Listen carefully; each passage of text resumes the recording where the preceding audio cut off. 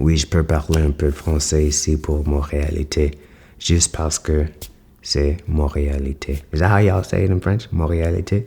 I bet. You know what I'm saying? Alors, bonsoir. C'est ton gars, you know what I'm saying?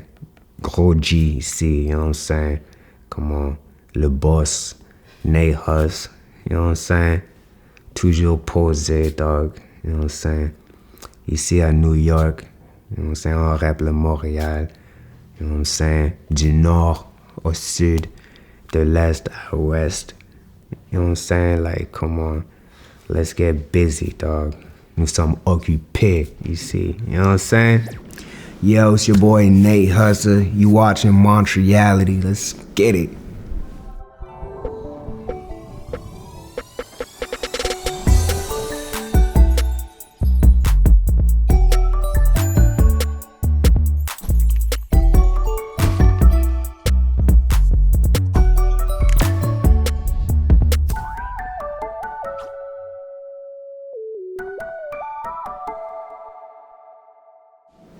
How 10-year-old Nate Husser saw the world. I definitely used to see it. Honestly, not much different from how I see it now. Like, I just saw a world of opportunity. You know what I mean? I went to a school where it was like, where the school was located, like the school district, it was like close to, it was in a rich like neighborhood. At the time, it was like the richest neighborhood in all Canada, called Westmount, and it had the richest kids and some of the brokest kids in the whole country. You know, everybody from out the burgs.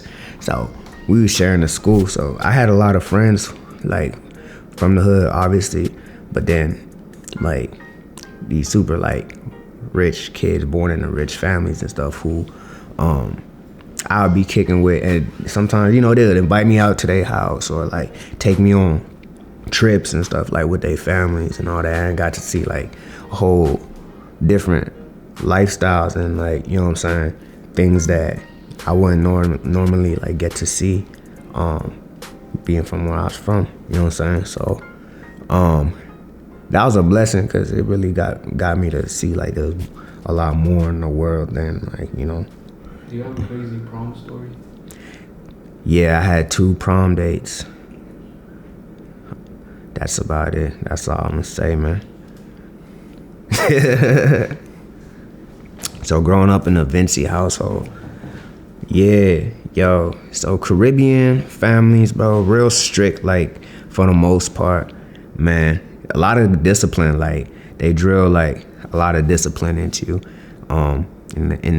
in my family, you know what I'm saying, and Caribbean families in general, you know what I'm saying. It's a lot of like manners and good etiquette and all that they really like drill into you, you know what I'm saying. Religion too, like the food is next level. Definitely some of the best food on the earth, you know, one of yo, the curry chickens, curry goat, rotis, those are my favorites. Ackee and saltfish, jerk chicken, man, the bakes. Yo, if you take the time to learn how to cook it, like I be chefing, you know what I'm saying? Like I know how to cook all these things, except for oxtail. I never cooked oxtail. I might have to go, hold on, you said Nickelodeon versus Disney Channel versus YTV. I gotta go, low-key, I gotta go with Family Channel, Disney Channel, because they got Weekenders, Proud Family, Recess.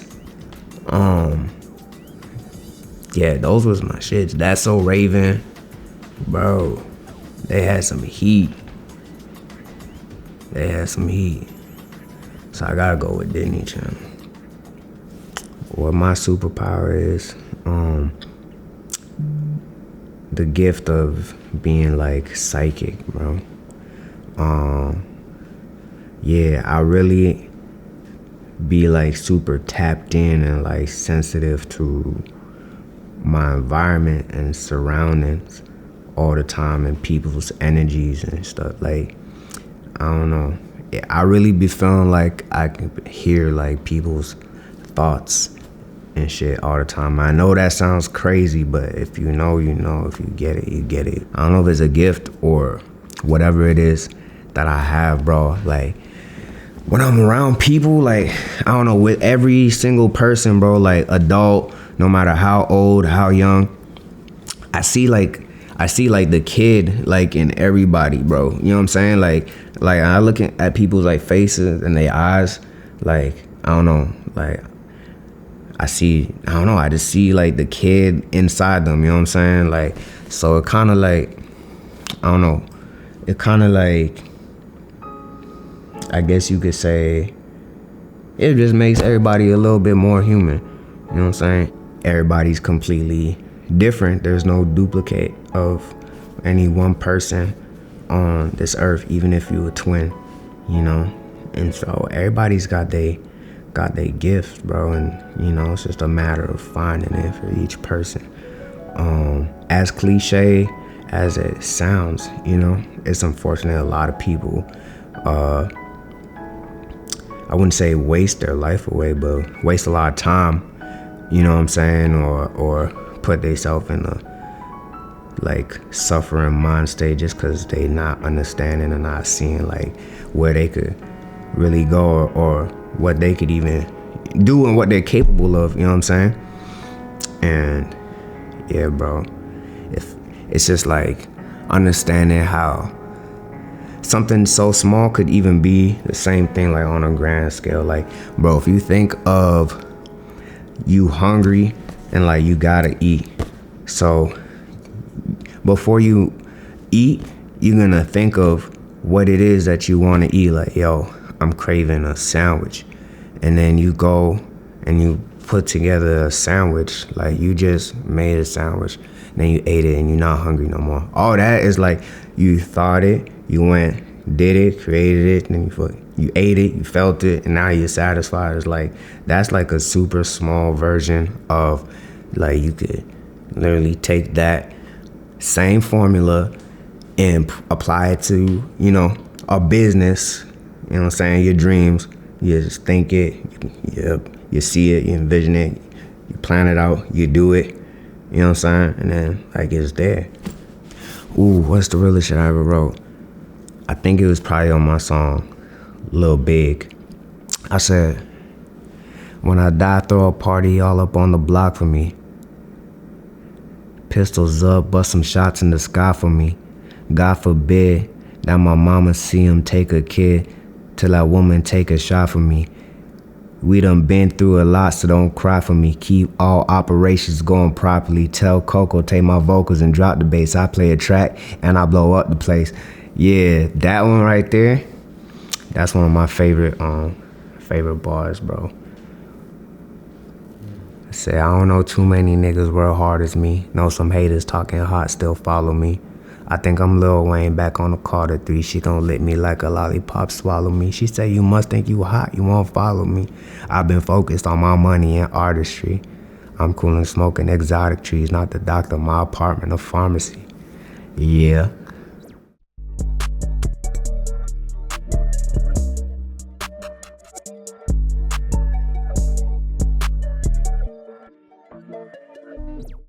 So basically, man, they had put out this Yeezy casting, and one of my dogs who I was following, he had posted in his story, and so I pull up, and you know, my man, same man who had posted it, he had put in a good word for me, you know what I'm saying, like recommended me, and then I did my little thing. That was my first ever that was my first ever, like, casting, like, for a modeling thing. Like, I never really, like, done, you know, like, casting, like, stuff like that. So it was cool, because then the next day he called me and he was like, yo,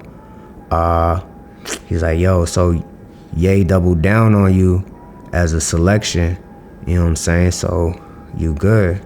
I'm like, oh, word? I'm like, that's crazy, you know? And then, so boom, he called me back the next day, and then it was like, you know, another casting / turned into a fashion show. Kind of like launched for the Yeezy tee, a new model of the tee, and that was just a crazy experience, like, cause you know I was just a part of Kanye's creative like vision. You know what I'm saying? It was a dope kind of event, real different, and I was just real honored to have been selected. You know what I'm saying? To model for his brand. I ain't never really like. And then the coolest part was I got to meet Ye, bro, and that was tight, man. I just took the moment to thank him for the opportunity, you know what I'm saying, and cause I told him, like, I heard he had chose me and doubled down on me. He was like, yeah, hell yeah, bro. He's like, yeah, man, like, you know, I fuck with your look, you know what I'm saying, like, we gonna do some things, like, you know. I was like, hell yeah, you know what I'm saying, dapped it up. It was all love. And so, yeah, man, that was that experience. That was a very great experience, for real. What I love most about Montreal, yo, the summers is the craziest in the world. We got the most beautiful women in the world. Bruh. We have poutines. Like, you can't get that nowhere else, and if you could find it somewhere else, it's not gonna be as crazy. The festivals, St. Caddy be bumping, St. Lo bumping, Old Montreal bumping. It's just, you ain't gonna find nowhere like it. Half French, half English. Like, that's crazy, you know? The vibes be unmatched. If you never been to Montreal, make sure you go see Montreal. Go to Montreal in the summertime, bro. You won't be disappointed. But the winters, you don't want to really be there. Unless you like snowboarding and skiing and freezing your face off and that type of stuff. A little something about Burgundy, man. It's the first all black, all English speaking settlement in Quebec, man, in Montreal. So it's definitely got a lot of history, bro. You know, a lot of great musicians done came out of there. A lot of history been made, like, in out the hood. Like Malcolm X's parents, like, literally met in Little Burgundy. You know what I'm saying? Like, I think in the 30s or something. But man, that's almost down there 100 years ago, bro. Like, yo, it's a lot of I mean, anywhere that's the hood, you're gonna find a lot of, like, you know, raw, just like energy and culture and art and talent. I want to give my flowers to every Montreal artist, because coming out of Montreal and being an artist is not an easy thing to do at all. Take it from me. But the honorable mentions, you know what I'm saying? Chris Spirit, Shabo, Craven, you know, Dirtword, Coco. Big RP to Bad News Brown, you know what I'm saying? He a legend for sure. Man, like, he was just one of them ones, like, really, who you could say, like, you know, had that real passion. He's just a pure soul, bro. Yeah, like, one of those, bro. Pure soul. Like, he one of the first really put on for the city like that on an international level, you know what I'm saying, as a black man, you know what I'm saying? So, shout out to Bad News, R.I.P. Yo, for some reason, ever since I was a kid, bro, like, I always just envisioned myself living in California, like, for some reason. I don't know why, but I always seen it. And then, like, man, probably, like, early 20s, I just started, like, taking little trips and stuff to Cali for a good few years before I finally moved, like, just going back and forth, like, exploring, like, by myself, you know what I'm saying? Even just, like, I drove out there a couple times, like, from Montreal, like, 2 days drive, like, just by myself. Like, that was a crazy experience. I recommend to everybody to just, like, take a road trip dolo, because you don't realize, like, until you do that, you don't realize the last time you might have like been by yourself for that long. You know what I'm saying? So it was really like almost like I was like meditating the whole time. You know what I'm saying? Just me and my thoughts in the road, music. What really made me move out there? Well, yeah, it was just about the time. You know what I'm saying? Like, I knew that it was something very necessary for my career to continue to move forward, to move to LA. It felt like Montreal had done what it was supposed to do for me to a certain like degree, a certain level. And what the next step was just like LA, bro. It's like it's certain things I can't do from Montreal. Like I can't get the call. Niggas not gonna call me to come to the studio with this artist or that producer or whoever, or a meeting at this label or that place if they can't even do that if I'm in Montreal. You know what I'm saying?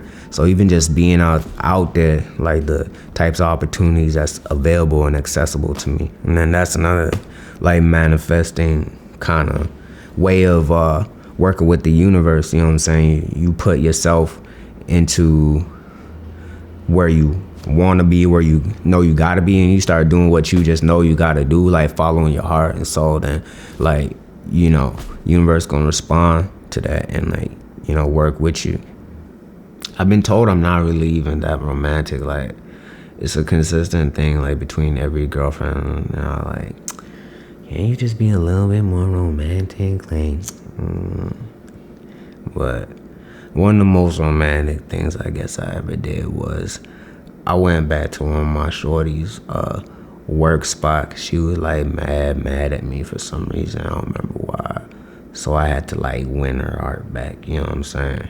And I usually don't do this type of stuff, but I went and got some like flowers and like, I think it was like edible arrangements, you know? I pulled up at her work, you know what I'm saying? With all the whole da-da-da, you know what I'm saying? It worked. She's all happy and all that, you know what I'm saying? So yeah, that's definitely one of the more romantic things I ever did. How do you define love? I think love is an act, you know? It's an act you perform out of a feeling. Cause I feel like really life comes down to like two things, like love and not love, you know? So it's like anything you do at any moment, you could decide to do it with love or without it. Instead of like giving into your lower self, you're giving into your better, higher self and just acting out of love for that person because you want to make sure the things that, you know, work out right. Like that's what love is to me. My message to the youth is be yourself, man. Like, yo, it's so important to just be yourself, bro, because like when you're not yourself, that's how you get into all types of other stuff that's really not for you, bro. Count your blessings, bro. You know what I'm saying? Look around you and make the best out of like what you's given from within and without, bro. You know what I'm saying? And just run it up. Like, forget about all what anybody might say, like, think it's not cool, or you like, you know, shy or nervous or think it's corny or something. Like, just do you to the max, bro. Whatever it is, like, whatever it is you like in life, whatever it is you enjoy, whatever it is that makes you happy, you know what I'm saying? Do that, like, to the best that you can, and don't let nobody, you know what I'm saying, get in the way of that. And just make sure you're not, you know what I'm saying, disrespecting nobody else while you're doing whatever it is you're doing. And that's it. Montreality show.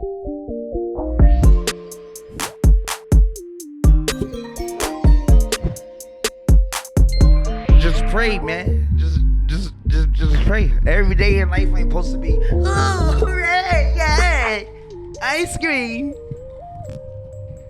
Life gonna keep life, man, homie. What? Pick your head up, stick your chest out, homie. That.